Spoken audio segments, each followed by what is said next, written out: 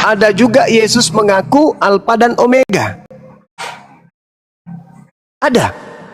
Sedangkan Yesus yang asli, yang datang melakukan penginjilan di tengah-tengah Bani Israel, itu hanya manusia.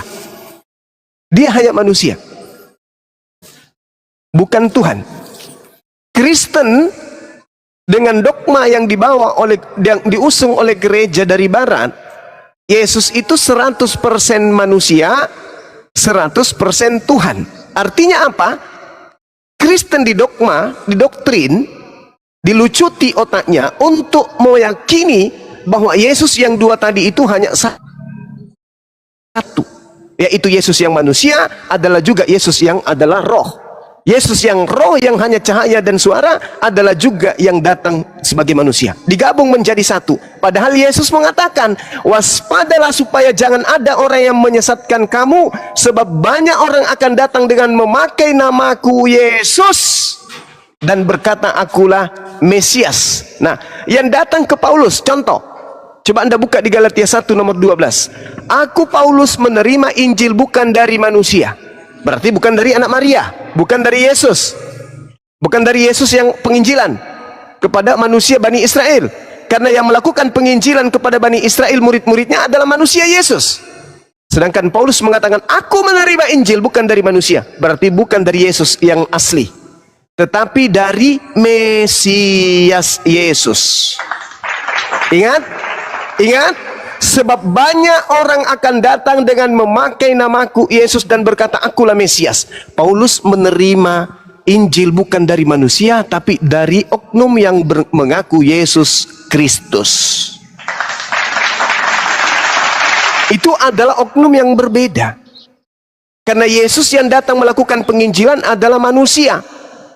Sedangkan yang datang penginjilan kepada Paulus bukan manusia, tetapi Mesias. Dan Yesus sekalipun mengatakan waspada kepada Mesias palsu. Yang datang kepada Paulus adalah Mesias. Waspadalah kepada Mesias palsu. Dan di data nomor 24, nomor 23 sampai 27, Yesus berkata, apabila ada orang berkata bertemu dengan Yesus di sini, Yesus di sana, jangan kau percaya. Camkanlah, aku telah mengatakannya terlebih dahulu.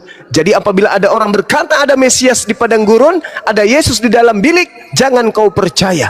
Sebab Yesus palsu, nabi-nabi palsu akan muncul dan akan melakukan mujizat dan sekiranya mungkin menyesatkan orang-orang pilihan dan banyak orang.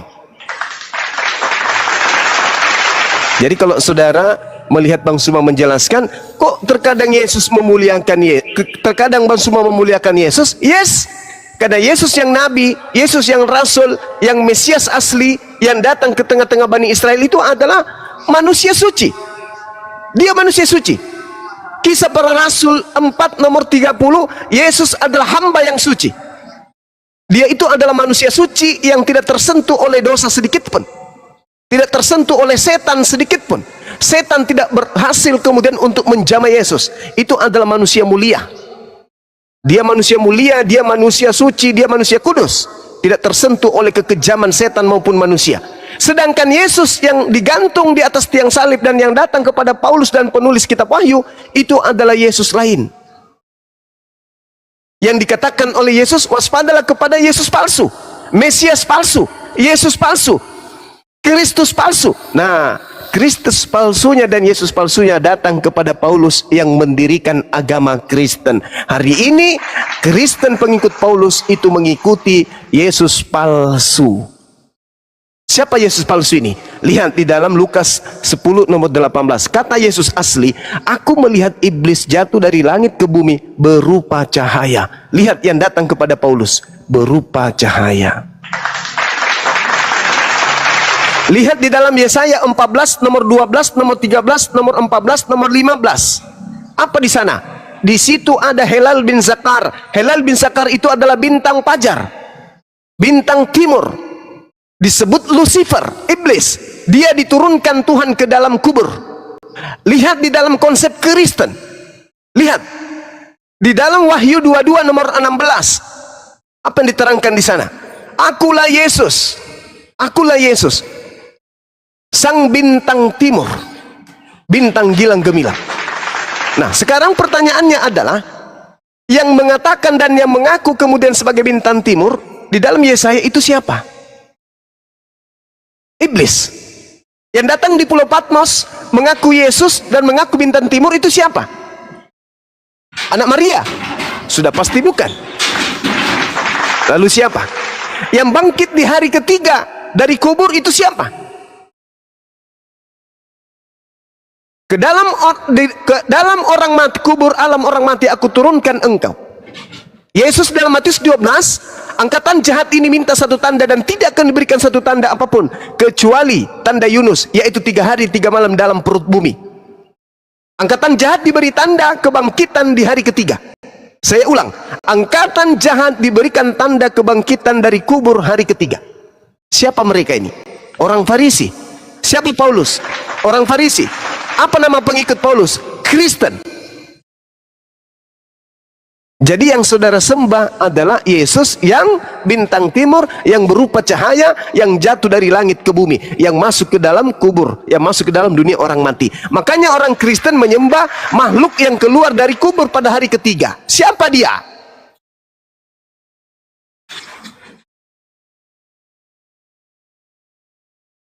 Ingat Bung, antara pengajaran Yesus di tahun 30 sampai 33 itu terjadi kekosongan. Ketika dia terangkat ke langit terjadi kekosongan. Nanti muncul kemudian penulis-penulis Bible Anda di tahun 52 ke atas. Kristen kemudian menyatakan diri secara resmi itu di abad keempat, yaitu Katolik. Jadi antara Yesus dengan orang yang tidak bersunat, antara Yesus dengan orang yang ibadah hari Minggu, antara Yesus dengan mereka yang makan babi, makan kucing, makan anjing, makan tikus, antara Yesus dengan mereka yang kemudian menyembah Yesus, itu jaraknya kurang lebih puluhan sampai ratusan tahun baru muncul. Dan antara Yesus dengan mereka itu tak ada hubungan sama sekali. Jemaat yang dibentuk Yesus adalah jemaat yang tidak makan babi. Jemaat yang dibentuk Yesus adalah jemaat yang ibadah hari Sabtu. Jemaat yang dibentuk Yesus adalah jemaat yang menyembah Elohim. Jemaat yang dibentuk Yesus adalah jemaat yang tidak makan babi dan bersunat. Sedangkan Kristen itu bukan jemaatnya Yesus. Dan Yesus berpesan kepada muridnya Bani Israel, waspadalah kepada serigala buas yang datang kepadamu nyamar seperti domba. Domba itu Bani Israel, serigala itu Bani Romawi. Waspadalah kepada serigala yang datang kepada nyamar seperti domba. Ingat, yang disebut domba itu hanya Bani Israel. Yeremia 50 nomor 17. Bani Yakub adalah semisal domba. Kristen bukan Bani Yakub, tapi mengaku domba. Berarti mereka lah serigala yang nyamar-nyamar domba tersebut. Saya kira begitu Saudara JP. Terima kasih atas pertanyaan saudara. Saya izin sejenak karena di sini saya harus ibadah, menyembah Tuhan yang disembah juga Yesus. Allah yang Maha Suci lagi Maha Tinggi. Yesaya 5 ya, nomor 16. Ya, Allah Maha Tinggi Maha Suci. Ya, silakan. Saya juga kan mau turun ini karena ini HP-nya anakku. Saya juga ya. Cuma memastikan. Silakan. Jadi berarti izin bentar Bang ya, cuma mau nanya juga mau turun. Berarti kalau di dalam kitab itu ada 2 kisah atau gimana itu Bang? Maksudnya saya bingung ini. Pandangan saya kayak Bang Juma ini kayak comot ayat gitu, kemudian dicocologi dengan keinginan sendiri. Jadi maksud saya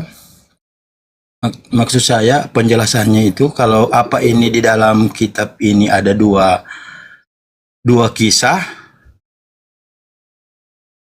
atau gimana? Gini, kalau bisa Bapak simak baik-baik dan kalau ada data yang disampaikan oleh Gurunda, Bapak catat biar Bapak pelajari. Lanjut Gurunda. Oke, saya kasih data 2 ya. Coba Anda lihat di dalam. Sudah dicatat tadi ya. Ini data baru Bang. Yohanes 17 nomor 8. Segala firman yang engkau berikan kepadaku telah aku sampaikan kepada nomor 8. Segala firman yang engkau berikan kepadaku telah aku sampaikan kepada mereka. Segala firman telah aku sampaikan kepada mereka. Artinya sebelum Yesus terangkat ke langit tak ada lagi firman. semuanya telah Yesus sampaikan kepada muridnya. Jadi yang datang kepada Paulus ini firman dari mana? Segala firman yang engkau berikan telah aku sampaikan kepada mereka, dan mereka telah menerimanya, dan mereka tahu dengan pasti, dan mereka percaya bahwa engkaulah yang telah mengutus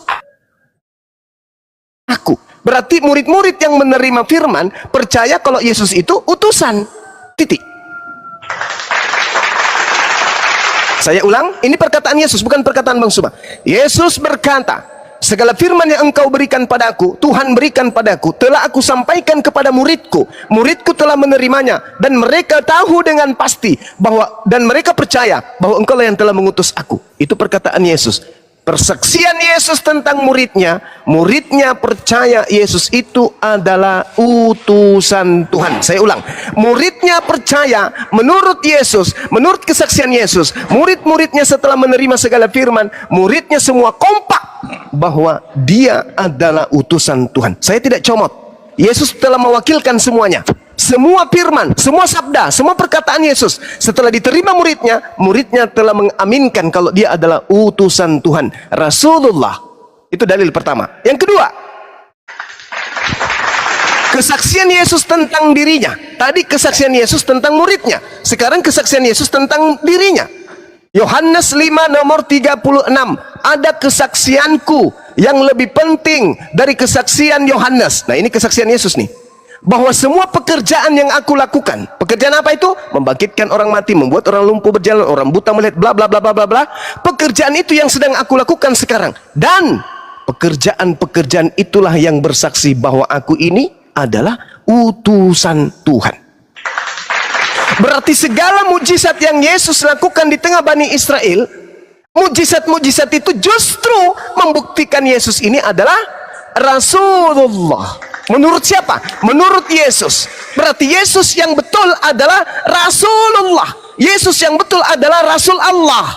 Titik. Jangan ditambah, jangan dikurangi. Karena itu kesaksian Yesus, bukan kesaksian Paulus.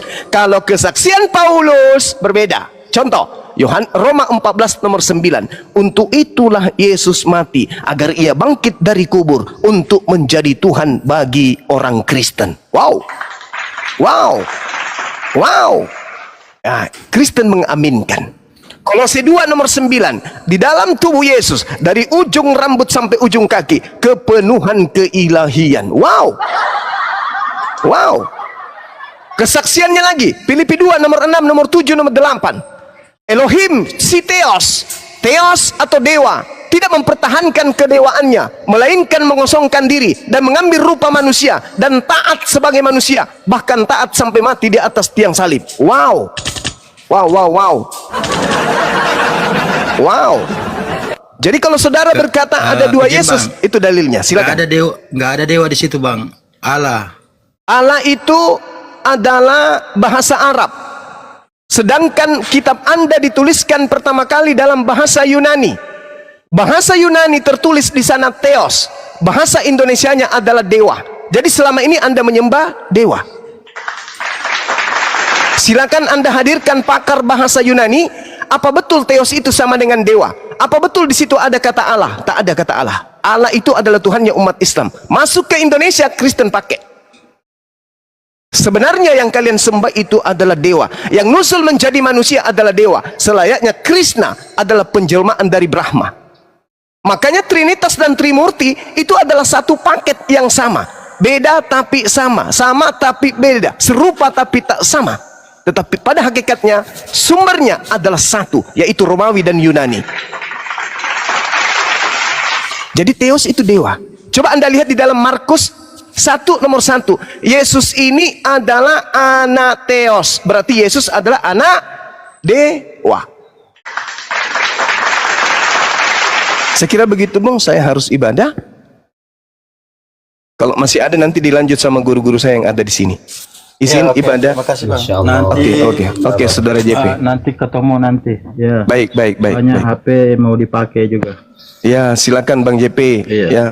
Baik, mari kita belajar. Silakan. Oke, izin semua. Adik-adik, saya izin sebentar ibadah ya. Assalamualaikum warahmatullahi wabarakatuh. Waalaikumsalam. Ya, selamat malam. selamat malam. Tabu saya dibawa aja dulu deh. Kayaknya ini buat room buat hotel biar ada slot lagi. Hah? Tunggu dulu. Iya. Kok dia bilang selamat malam? Iya bener. Itu dia mungkin di ini Bang Zuma, lagi di Vanuatu. Oh. Iya mungkin. Udah rusak dah. Pamit dulu ya Bang ya, saudara-saudara ya. Siap Bang Zuma. Ibadah aja sih. Iya. Oke, sip. Ustaz Abuya, ya udah saya turun aja biar lah ini kok turun juga, siapa itu turun tuh? Nah, ya. Ardiansah, Bang Ardiansah. Ya, silahkan. Aduh, ini HP saya oleng, bantu di tap-tap ya. Yang Bunda Rama naikin oten Bun. Saya kalau pencet takut rungkat ini. Ya udah Ustadz, saya juga turun dulu deh, biar untuk oten aja biar rame. Emang lagi di mana? Kalau lagi di rumah ya enjoy aja. Di rumah sih, cuman kan tadi mau bahas sama Bang Zumanya lagi sibuk juga, mau sholat dulu. Nanti aja saya naik lagi. Oh, siap. Oke, saya pamit dulu ya. Assalamualaikum.